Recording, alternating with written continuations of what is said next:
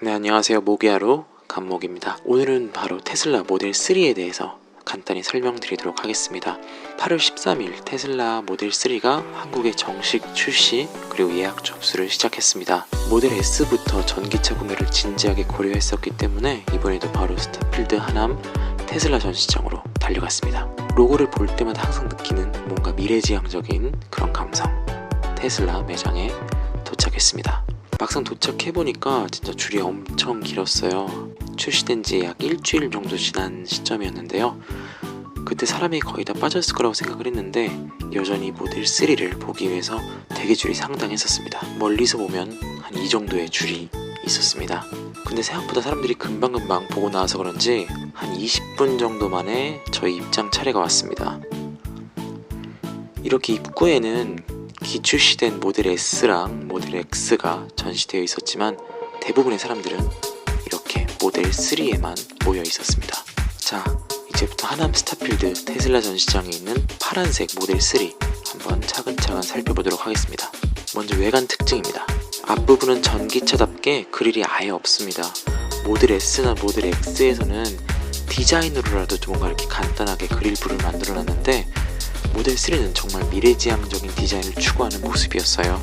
헤드라이트는 전체 LED를 활용한 헤드라이트였고요. 그래서 더 밝고 깔끔한 화이트톤 빛을 내고 있었습니다. 차를 정면에서 바라봤을 때 보닛 부분이 굉장히 포르쉐 느낌이 난다는 생각이 들었습니다. 그릴이 없는 게 처음에는 좀 어색했는데 자꾸 보다 보니까 오히려 깔끔하고 굉장히 미래지향적인 느낌이 들어서 좋았어요. 모든 센서랑 카메라는 이렇게 차 아래쪽에 숨겨놔서 전면에서 봤을 때는 전혀 디자인을 해치진 않았습니다. 전시차에는 19인치 스포츠 휠이 장착되어 있었는데요.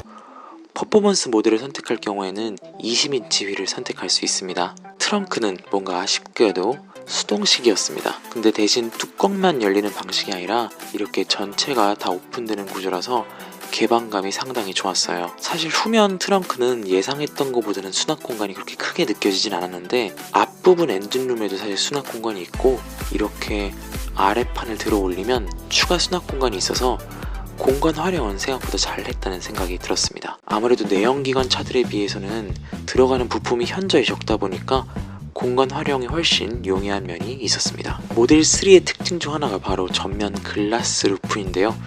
실제 탑승해보면 위에가 다 뚫려 있어서 개방감이 엄청납니다. 아무래도 천장이 유리로 되어 있다 보니까 뭔가 약하지 않을까 걱정도 되긴 했었는데 그 공식적인 자료에 따르면 차체 중량의 4배까지 견딜 수 있는 강성을 가지고 있다고 해요. 차체가 생각보다 굉장히 낮은 편이라 뒷유리도 굉장히 완만한 기울기로 떨어지는데요.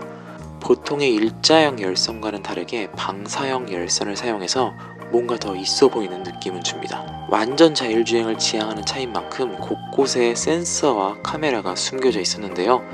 이렇게 A 필터 아래 문 앞쪽이 디자인인 줄 알았던 이런 곳에 카메라가 숨겨져 있었고 또 B 필터 안쪽에도 카메라가 숨겨져 있었습니다. 자세히 보지 않으면 사실 눈에 띄지 않아서 거슬리지는 않은 디자인이었고 굉장히 잘 숨겨놨다는 생각이 들었어요.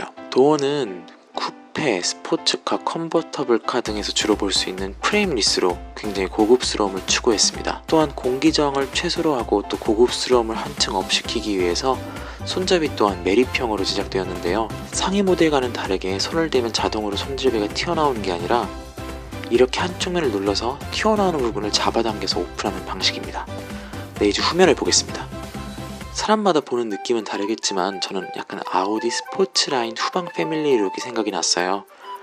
약간 LF 스로터 뒷모습 느낌이 나기도 하고 테일램프 부분의 색감을 통해서 전기차 느낌을 잘 전해주고 있고 차체가 작아 보이지 않도록 후방 디자인을 굉장히 넓게 펼쳐주는 느낌이라서 굉장히 만족스러웠습니다.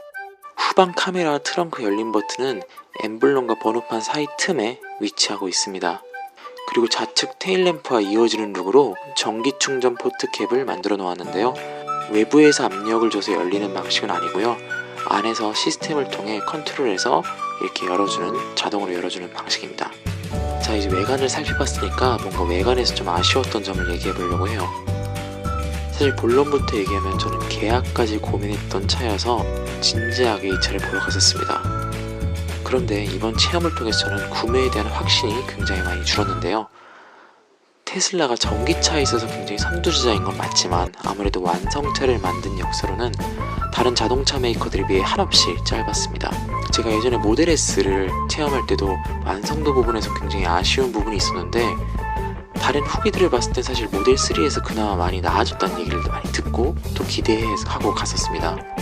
실제로 보니까 아직 아쉬운 부분이 많이 있어 보였어요. 첫 번째로 우선 눈에 띄게 부품과 부품 간의 단차가 상당히 많이 보였습니다.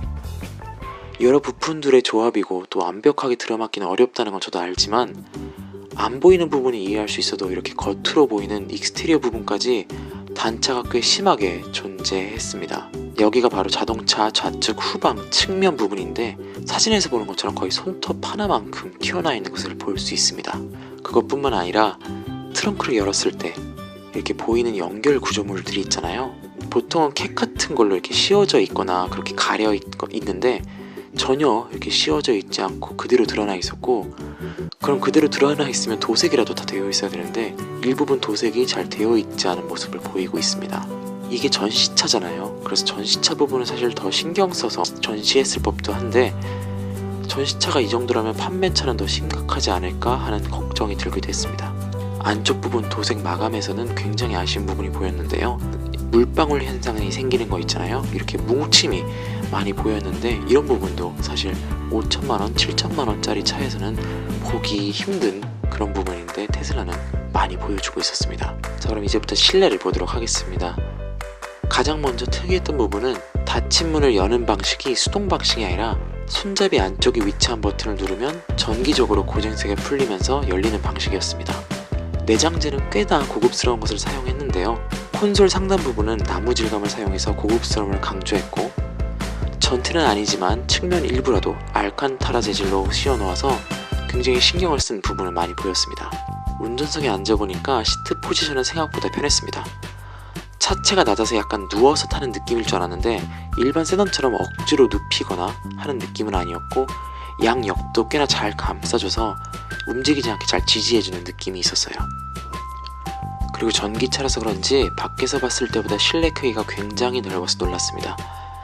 앞자리도 전혀 좁거나 불편하지 않았고 뒷자리의 레그룸도 성인 남성 기준으로 또 충분했습니다. 실내 크기는 소나타 정도의 느낌이 들었어요. 운전석에서 바라보는 모습입니다. 첫 느낌은 약간 장난감 자동차 혹은 레이싱 게임을 하는 기분이었어요. 그 원인은 두 가지일 것 같은데, 첫 번째로 핸들이 다른 차들보다 작고 심플하면서 통통한 그립인 점, 그리고 둘째로 계기판이 없어서 앞이 휑한 게 너무 어색했습니다. 모든 주행 관련 정보와 차량 내외부 조작은 센터페시아의 대형 터치스크린으로 하게 되어 있습니다.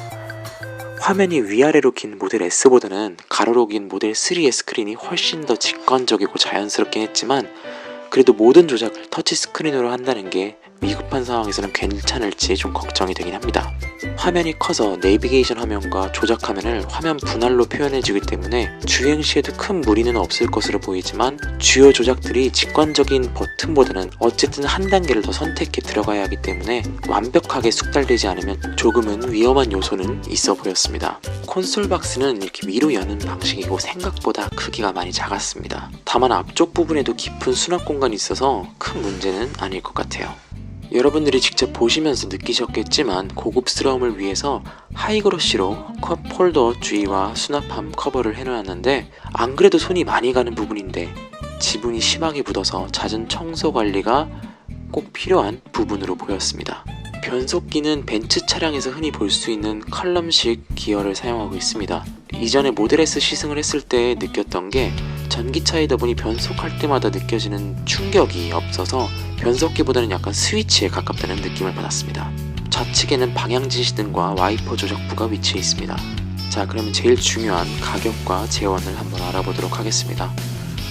모델 3는 사양에 따라서 가격이 5천만원대 초반부터 7천만원대 중반까지 형성이 되어 있습니다. 전기차이다 보니 국가 보조금이 지급될 텐데 지역에 따라 보조금 금액의 차이가 있긴 하지만 적게는 1,300만원부터 많게는 1,900만원까지 보조금이 지급될 것으로 예상이 됩니다. 그렇게 되면 3천만원대 초중반의 가격으로도 모델 3를 구매할 수 있으니 가격적으로는 사실 매우 매력적인 편입니다. 모델 3는 이렇게 총 3단계의 사양으로 나뉘어서 판매가 됩니다. 가장 저렴한 모델은 스탠다드 플러스로 총 주행 가능 거리가 386km, 제로백 5.6초 성능을 보이는 아주 기본적인 모델입니다. 부분만 프리미엄 인테리어라고 하는데 실제로 제가 볼 수가 없어서 어느 정도 차이를 보일지는 모르겠네요. 그 다음 모델은 롱레인지 모델로 말 그대로 배터리 용량을 늘려서 주행 가능 거리를 499km까지 끌어올렸고, 성능도 조금 개선해서 제로백이 5.6초에서 4.6초로 끌어올렸다고 합니다. 가장 비싼 모델은 퍼포먼스 모델로 롱레인지의 늘어난 배터리 용량에 성능을 최대로 끌어올린 모델입니다. 제로백이 3.4초로 웬만한 내연기관 스포츠카보다 훨씬 빠른 순간 속력을 보입니다. 스포티한 느낌을 주기 위해서 이 모델은 20인치 휠이 기본으로 장착된다고 하고요. 다음은 색상인데요. 색상은 총 5가지로 출시가 되고 특이한 점은 색상마다 가격 차이가 존재합니다. 먼저 첫 번째 가장 기본적인 색상, 펄 화이트 멀티 코트 색상입니다. 보시는 것처럼 추가 비용이 없는 기본 색상이고요. 두 번째 색상은 솔리드 블랙 964,000원이란 추가 비용이 발생합니다. 세 번째 색상은 미드나잇 실버 메탈릭이란 색상인데요. 1,286,000원의 추가 비용이 발생하고요. 다음 모델은 딥블루 메탈릭이란 모델인데 이건 아까 앞에 말씀드렸던 실버 메탈릭 모델과 같은 1,286,000원의 추가 비용이 발생합니다.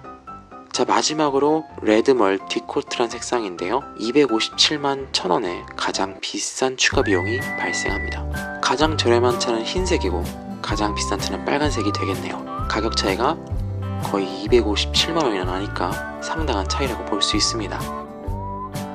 많은 사람들의 기대와 관심을 한몸에 받고 있고 또 그만큼 다른 자동차 메이커들과 다르게 새로운 시도를 많이 하는 테슬라이기 때문에 욕도 더 많이 먹고 또 주변의 공격도 더 많이 받는 것 같습니다. 아직은 테슬라 브랜드가 고급의 느낌보다는 새로운 시도의 느낌이 더 강한 브랜드이고 완성도 측면에서는 아직 미흡한 부분이 많지만 앞으로 내연기관 차보다는 전기차로 점차적인 추세가 변화될 것이고 또 자율주행에 있어서도 누구보다 선두인 이 기업이 나중엔 프리미엄 메이커의 중심에 서게 되지 않을까 생각이 됩니다. 테슬라에서 처음 선보이고 있는 중형급 세단이고 가격대도 일반 고객층을 잡기에 충분히 매력적인 가격이기 때문에 조금만 더 완성도를 높이고 곳곳에 차징 스테이션만 잘 마련된다면 매우 높은 점유율을 차지할 거라고 저는 예상합니다. 그럼 여기까지 모델 3에 대한 간단한 리뷰 마치도록 하겠습니다. 질문이나 궁금한 사항이 있으면 댓글 부탁드리고 앞으로 많은 정보로 찾아뵐 예정이니 구독도 꼭 부탁드립니다. 감사합니다. 모기하루 간목이었습니다.